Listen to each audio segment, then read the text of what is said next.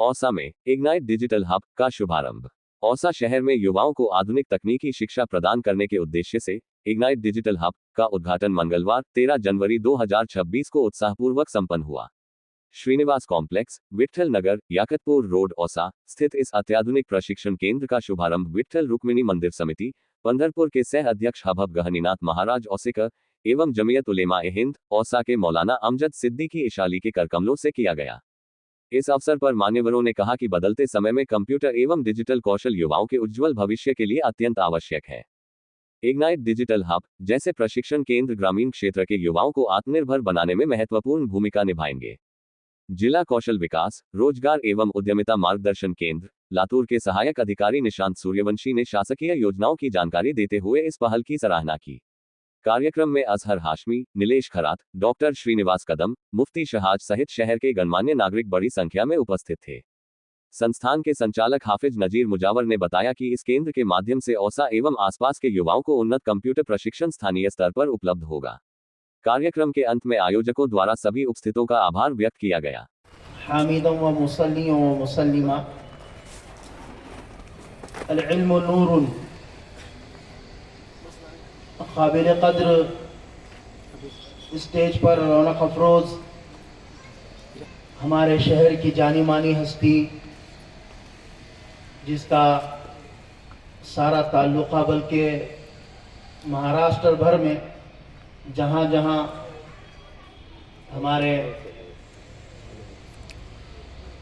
जनाब गहनीनाथ साहब महाराज ये जाते हैं, उनका अदब भी किया जाता है, इकराम भी किया जाता है। इस वक्त में हमारे इस प्रोग्राम के सदर भी हैं और इसी तरह स्टेज पर हमारे डॉक्टर साहब हैं और भी अजहर हाशमी साहब हैं, और ख़ास तौर से हमारे फाजिल नौजवान अब्दुल हफीज़ साहब मुजावर, जिन्होंने अपने दिल में ये एक उमंग बेदार की कि हमारे शहर में तालीम के एतबार से ख़ास तौर से इस ज़माने की कंप्यूटर के जितने मराहिल हैं उन मराहिल को तय करने के लिए नौजवानों में बेदारी कैसा पैदा हो, उस एतबार से उन्होंने अपनी एक ख्वाब जगाया है और उसी का आज हम उद्घाटन करने के लिए यहाँ पर जमा हुए हैं।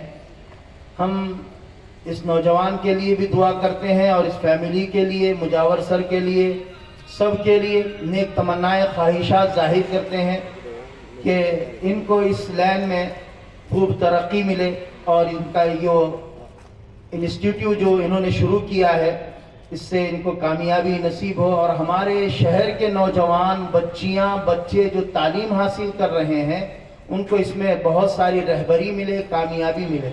यकीनन इल्म जो है वो हमारे लिए बहुत बड़ा हथियार है।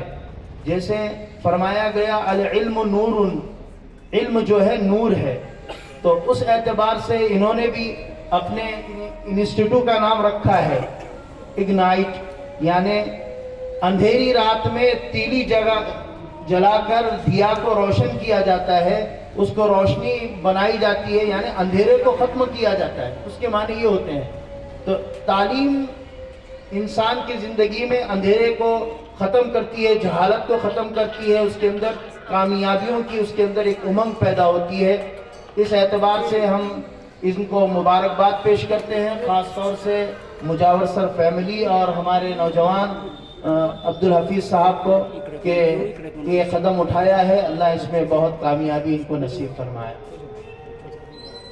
एक बुद्धी आहे त्याला प्रज्ञा बुद्धी म्हणतात, म्हणजे जाता जाता एखादं ज्ञान प्राप्त झालं तर ते डोक्यात ठेवून घेऊन त्याच्याविषयी चांगली कल्पना करणे त्याला प्रज्ञा बुद्धी म्हणतात। आणि एक मेधा बुद्धी आहे, कुठेही बसला मग ते लिखाणाच्या माध्यमातून असेल, वाचनाच्या माध्यमातून असेल किंवा अजून कशाच्या माध्यमातून असेल, त्याचं नाव आहे मेधाबुद्धी।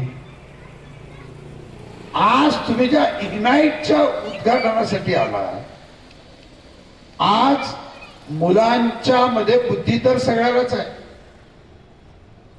प्रज्ञा तर सगळ्यालाच आहे, पण त्याची मेधा प्रज्वलित करण्याचं काम आदरणीय हाफिजजी करतायत म्हटलं तर वावगं होणार नाही की आता मला माहिती नाही ते कॉम्प्युटर कसं चालवायचं आहे, पण त्या कॉम्प्युटर विषयीचं ज्ञान ऐका, दोन ज्ञान असतात, एक थेरॉटिकल ज्ञान असतात आणि एक प्रॅक्टिकल ज्ञान असतं. आता इथे जे ज्ञान प्राप्त करणार आहे ते सगळं प्रॅक्टिकल ज्ञान प्राप्त होणार आहे. आणि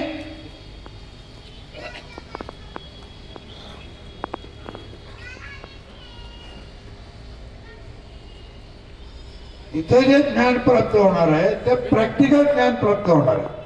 मग नुसतंच प्रॅक्टिकल ज्ञान प्राप्त होणार का नाही, पहिले त्याला थेरॉटिकल पूर्ण तयार करणार त्या विद्यार्थ्याला, त्याचे क्लासेस घेणार, मग ते कसं ऑपरेट केलं पाहिजे.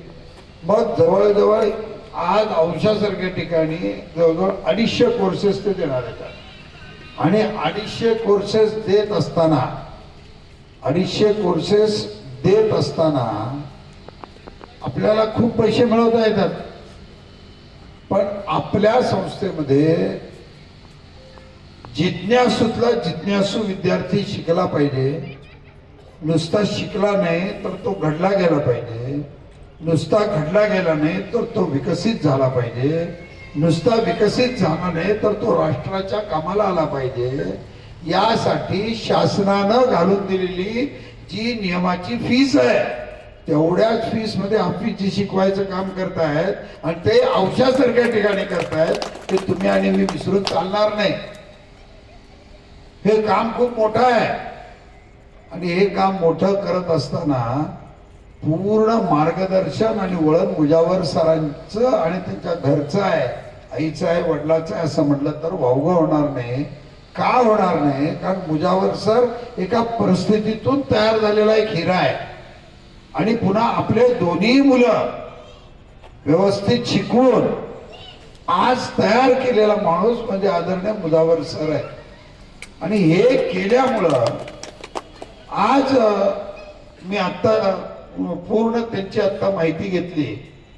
इतकं आत गेल्यानंतर बाहेरून तर एवढं छोटस वाटत होतं, पण आत गेल्यानंतर विकासाचं साम्राज्य, एक कॉम्प्युटर सगळा विकास जगभरात घडवू शकतो असं कॉम्प्युटर आज त्यांच्या बाजूला कॉम्प्युटरच्या माध्यमातून ते शिकवणार आहेत. त्याचा फायदा औषधाच्या जास्तीत जास्त लोकांना आज होणार आहे आणि विद्यार्थी इथं घडविले जाणार आहेत. त्यामुळं एक पवित्र असं विद्या मंदिर आहे. त्या विद्या मंदिराचं उद्घाटन आदरणीय मौलाना साहेबांना घेऊन आत्ताच आम्ही केलेलं आहे.